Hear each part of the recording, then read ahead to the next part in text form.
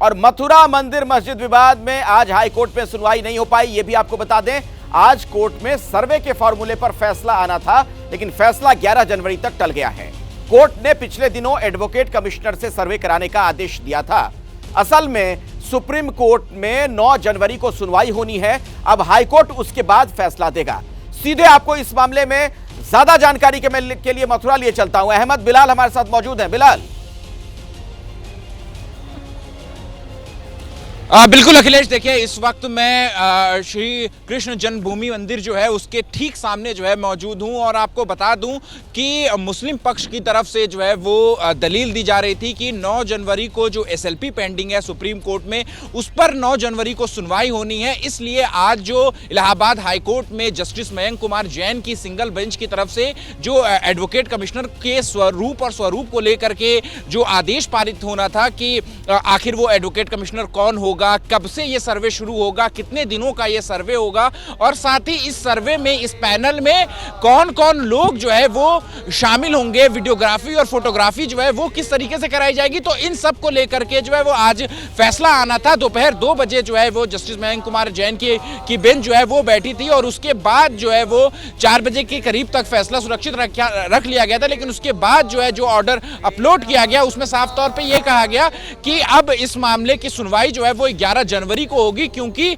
9 जनवरी को जो supreme court में एसएलपी जो पेंडिंग है, मुस्लिम पक्ष की तरफ से यही दलील दी गई है कि जो एसएलपी पेंडिंग है पहले उस पर एक बार सुप्रीम कोर्ट जो है वो सुनवाई कर ले। और इसी दलील का हवाला देते हुए जो है वो इलाहाबाद हाईकोर्ट ने अब इस पूरे एडवोकेट कमिश्नर के रूप स्वरूप का जो मामला है उस पर जो है वो 11 जनवरी को जो है वो फैसला टाल दिया है। जो याचिका करता है, आपको बता दें कि इस पूरे मामले में विवादित परिसर पर 1.5 दर्जन से भी ज्यादा याचिकाएं जो है वो दायर की गई है। एक याचिकाकर्ता जो है दिनेश शर्मा हमारे साथ हैं, जो इलाहाबाद हाईकोर्ट का फैसला आया, क्या एक सेटबैक लग रहा है? चलिए बिलाल, इनसे आगे बात करिएगा। फिलहाल मैं अब अगली खबर का रुख करना चाहूंगा और दर्शकों को बता दूं मैं कि पूरी दुनिया की निगाहें अब अयोध्या पर हैं। 22 जनवरी को रामलला की प्राण प्रतिष्ठा का कार्यक्रम है, जिसका न्योता प्रधानमंत्री नरेंद्र मोदी को भेजा गया है। अयोध्या में दरअसल जबरदस्त तैयारी चल रही है। जोधपुर से 600 किलो घी लाया गया। इसका इस्तेमाल प्राण प्रतिष्ठा में होगा। आप देखिए संजय त्रिपाठी की एक खास रिपोर्ट। प्राण प्रतिष्ठा समारोह के लिए लगातार तैयारियां परवान चढ़ रही हैं।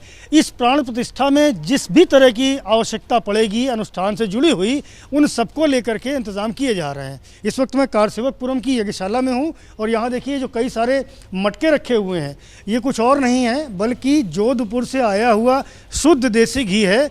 6 कुंटल ये घी यहाँ पर ला कर रखा गया है, जिसको बैलगाड़ियों के जरिए यहाँ पर लाया गया है। इतने साधन संसाधन मौजूद हैं, बावजूद इसके ये सारा का सारा जो 6 कुंटल घी है ये बैलगाड़ियों के जरिए यहाँ पर लाया गया है। और इस सारे घी का इस्तेमाल जिस दिन प्राण प्रतिष्ठा होगी उस दिन दिए जलाने से लेकर के अखंड ज्योति जलाने तक में इस्तेमाल में लाया जाएगा। विश्व हिंदू परिषद के प्रवक्ता शरद शर्मा इसकी पूरी देखरेख कर रहे हैं, पूरी निगरानी रखे हुए हैं। क्या कहेंगे शरद जी, ये जोधपुर का जो घी है इसकी विशेषता क्या है? देखिए, श्री राम जन्मभूमि तीर्थ क्षेत्र ट्रस्ट को लगातार कुछ ना कुछ लोग समर्पित करते आ रहे हैं भगवान श्री रामलला के चरणों में।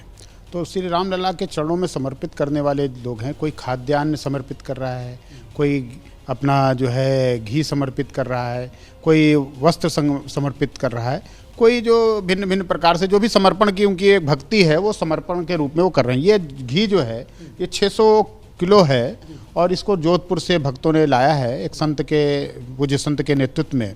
और ये घी की एक महिमा ये भी है कि ये लगातार एकत्रित करते रहे वो गांव से, उन गांव से जहां पर जो है गौ वंश है, तो एक गौवंश को सुरक्षित रखने और साथ साथ उसके संवर्धन को भी लेकर, और उसके अलावा जो है श्री रामलला के, चूँकि भगवान श्री रामलला गौ पालक भी थे, गौ के सृजन के लिए लगातार उनका जो है वंश जो है वो प्रेरित होता रहा, रक्षा करता रहा।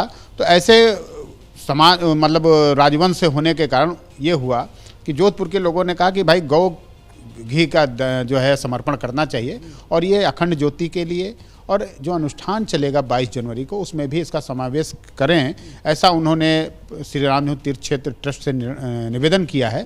अब श्री राम जन्मभूमि तीर्थ क्षेत्र जो भी निर्णय लेगा वो जो है मुझे लगता है कि अच्छा ही होगा और भक्तों की भावनाओं का सम्मान भी होना चाहिए और ये घी वहीं पर उपयोग होगा।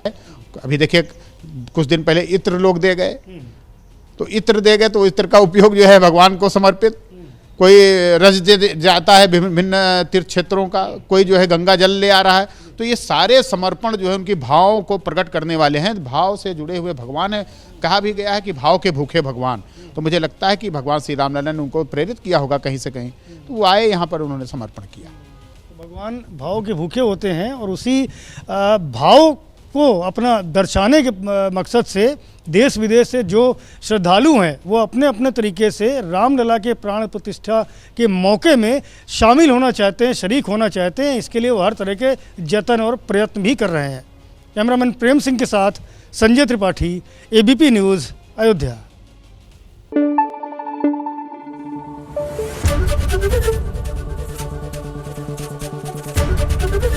एबीपी न्यूज़ आपको रखे आगे।